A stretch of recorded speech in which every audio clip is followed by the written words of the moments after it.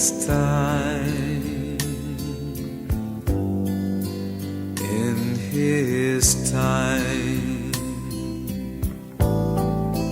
he makes all things beautiful in his time. Lord, please show me. M'dzina la Atate ndi la Mwana ndi la Mzimu Woyera. Amen. Ndikulandirani abale anga okondeka lero lachitatu. Mawu athu a tsiku la lero amene tikuwawerenga mawu titsogolera kuti mtengo umadziwika ndi zipatso zake. Banja limadziwika ndi ana, ndi khalidwe la ana m'banjamo. Ndipo dziko limene likuyenda bwino limadziwika ndi kukwera kwa chuma cha dzikomo. Mpingo umene umalimbika kuphunzitsa anthu, akhristu ake nawonso amakhala olimbika pochita bwino ndipo amamudziwa Mulungu. Mawu amene tikuwasinkhasinkha tsiku la lero akuchokera m'buku la chiwiri la Mafumu, 2 Mafumu chapter 22 kuyamba ndime ya 8 kulekeza 13 kuzapitiriza chapter 23 ndime ya 1 mpaka 3. Amene akutiwerengera mawu oyamba ndi a John Sapala kuchokera ku St Peter Clever Parish, Mwanga, mu Archdiocese ya Blantyre. Ndipo mawu amthenga wabwino amene tikuwawerenga akuchokera mu uthenga wabwino monga adalembera Mateyu Oyera. Mateyu chapter 7 ndime ya 15 kulekeza 20. Ndipo amene akutiwerengera mthenga wabwino komanso kutigawira mawu ndi Fr Clement Mulole kuchokera ku St Peter Clever Parish, Mwanga, mu Archdiocese ya Blantyre. Mawu oyamba. Mawu a m'buku lachiwiri la Mafumu, 2 Mafumu mutu 22 ndime ya 8 kulekezera 13 kuzapitiriza mutu wa 23 ndime ya 1 kulekezera 3. Pa masiku amenewo Hilikiya mkulu wa nsembe uja adauza Safani mulembi uja kuti, ndalipeza buku la malamulo lija m'nyumba ya chauta. Ndipo Hilikiya adapereka bukulo kwa Safani. Iye analiwerenga. Sono Safani mulembi uja adapita kwa mfumu, nakafotokozera mfumuyo kuti, atumiki anu atenga ndalama zija zinali nyumbazi, ndipo azipereka kwa anthu amene akuyang'anira ntchito yokonza nyumba ya Mulungu. Sono Safani adauza mfumu kuti, wansembe Hilikiya wandipasira buku. Ndipo Safani adawerenga buku pamaso pa mfumu. Mfumu itamva mawu a buku la malamulo idang'amba zovala zake mwachisoni. Pomwepo idalamula wansembe Hilikiya, Ahikamu mwana wa Safani, Akibori mwana wa Mikaya, Safani mulembi uja ndi Asaya mtumiki wa mfumu kuti, pitani mukafunse chauta m'malo mwanga ndi m'malo mwa anthu onse a dziko lonse la Yuda za mawu a buku limene lapezekali. Ndithu mkwiyo wa chauta umenewo watayikirawu ngwaukulu, chifukwa choti makolo athu sadamvere mawu m'bukuli, ndipo sadasate zonse zimene zidalembedwa m'menemo. Pamenepo mfumu Yosiya adatumiza mawu kukayitana akuluakulu onse aku Yuda ndi aku Yerusalemu kuti azasonkhane. Ndipo mfumuyo idapita ku nyumba ya chauta pamodzi ndi anthu onse aku Yuda, nzika zonse za mu Yerusalemu, ansembe ndi aneneri, ndiponso anthu onse aakulu ndi ang'ono omwe. Tsono iye adawerenga pamaso pawo mawu onse a m'buku lija la chipangano limene lidapezeka m'nyumba ya Mulungu.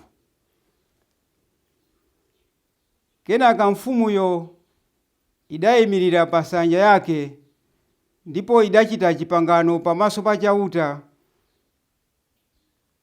kuti izasata njira ya chauta, ndipo kuti izasunga mawu, malamulo ndi malangizo ake ndi mtima wake wonse ndiponso ndi moyo wake wonse, ndipo kuti izagwiritsa ntchito mawu a chipangano chimenechi monga momwe adalembera m'bukulo. Tsono anthu onse nawonso adavomera kusata chipanganocho. Mawu a Ambuye.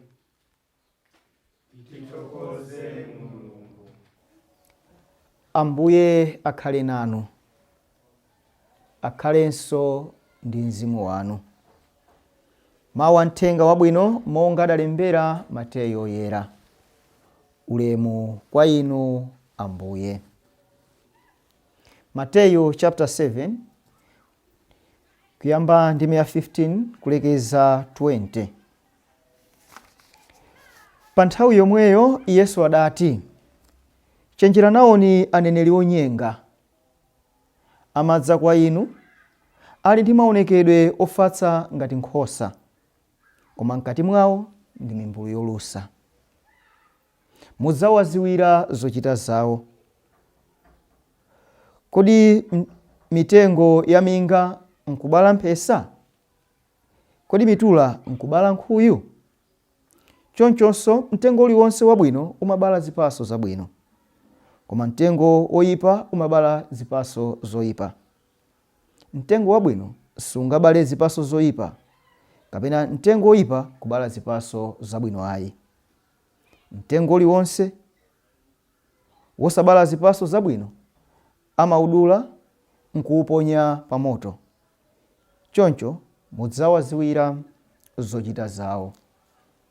Mthenga wa Ambuye. Ulemu kwa inu Ambuye Yesu Khristu.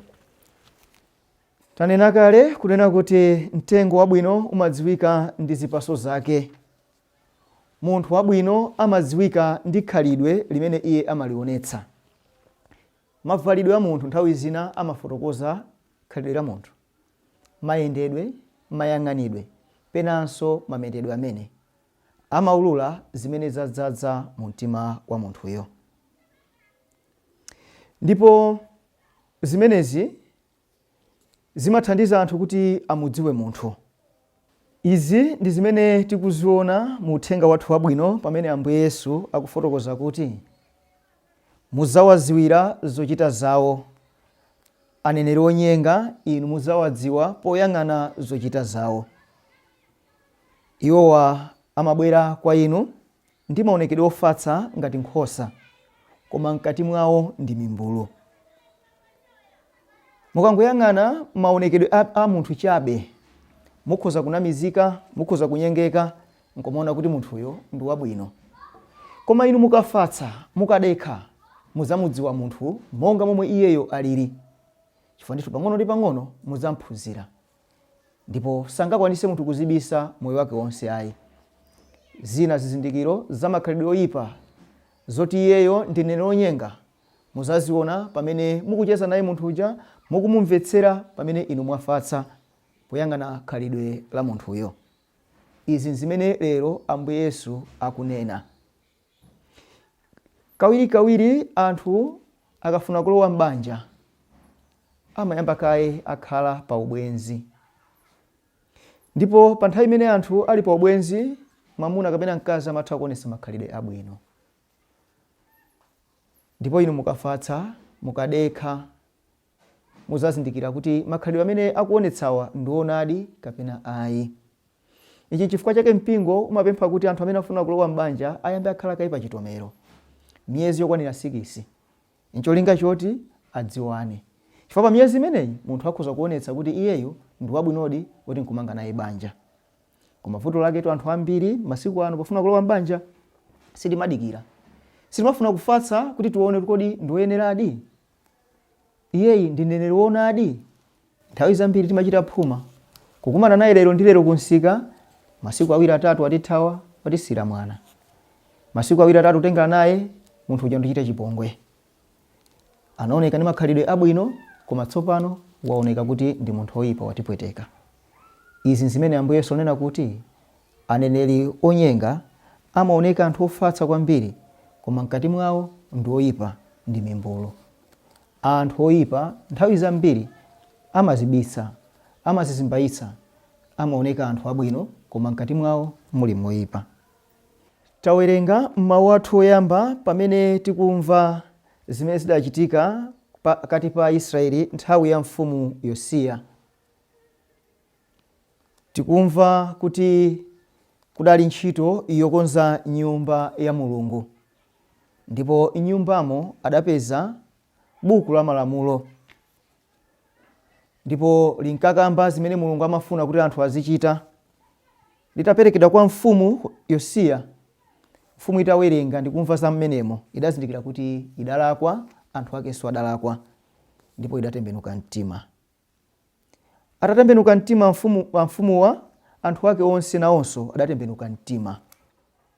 Ndipo timamva mbiri ya Israeli kuti Yosiya inali mfumu yabwino. Anthu amazifotokoza zimenezi poyang'ana zimene zidatumphuka m'moyo wa Yosiya. Monga lero tamvera kuti adatembenuka mtima, ndipo adatsogolera anthu kutembenuka mtima, ndipo anthu onse adatembenuka mtima. Choncho Yosiya ndi munthu wabwino. Izi zikupezeka kuchokera mu moyo wake, mu khalidwe lake. Zipaso zotumphuka moyo wake zaulula khalidwe lake, munthu wabwino. Chimodzimodzinso mdziko, zinthu zikamayenda timadziwa kuti atsogoleri ake ndi abwino. Kapena kuti tikamayang'ana dziko kuti tidziwe kuti atsogoleri ndi abwino, timaonera amene zinthu zikuyendera mdzikomo. Dziko katangale kachuluka, kawirikawiri zimafotokoza kuti atsogoleri amene akuyendetsa dzikolo ndi okonda katangale, kapena pena ndi olephera. Simawokha onena kuti alimbana ndi katangale kapena agonjetsa katangale amene ife tikuyenera kuyang'ana kunena kuti atsogoleri akuyendetsa bwino dziko ayi, koma zimene iwo akuchita ndi zoonadi, akusatiradi zogonjetsa katangaleyo, zothana ndi katangaleyo. Ngati chuma chikuyenda bwino, anthu ake amakhala ndi ndalama m'matumba mwawo, amakhala ndi chakudya. Koma ngati dziko lili la njala, mulibe chakudya, ziwani kuti atsogoleri ake ndiye kuti si atsogoleri abwino ayi. Paja mtengo wabwino umadziwika ndi zipaso zake, ndipo mtengo oyipa umadziwikanso ndi zipaso zake. Amene ali mtsogoleri wabwino amakhala mtsogoleri amene amachita ntchito zabwino, ndipo amawathandiza anthu kukhala anthu abwinonso, anthu ochita zabwino. Banja limene lili lokonda kupemphera, anthu akenso, ana ake m'banja kawirikawiri amakhala okonda kupemphera. Kakhala mu mpingo umene atsogoleri ake nawonso amadzipereka kwambiri pa za Mulungu, akhristu akenso amakhala okonda kuzipereka pa za Mulungu, amachita bwino nthawi zambiri pa moyo wawo. Kwaya ngati ili yolimbika, timayidziwira kuti imayimba bwino, amayimba bwino zedi.